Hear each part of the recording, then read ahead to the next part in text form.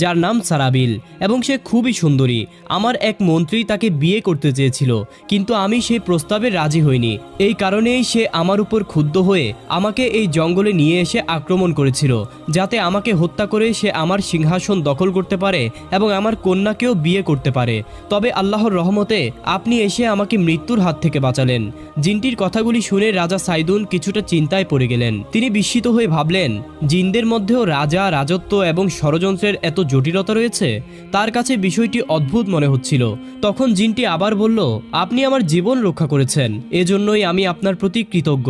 বলুন, আপনার জন্য কি করতে পারি? আপনি যা চাইবেন আমি সেটাই আপনাকে উপহার হিসেবে প্রদান করব।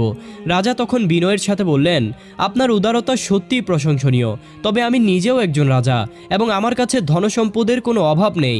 একজন রাজার চাওয়া পূরণ করা সহজ ব্যাপার নয়। জিনটি তখন বলল, আপনি শুধু একটি ইচ্ছা প্রকাশ করুন, তারপর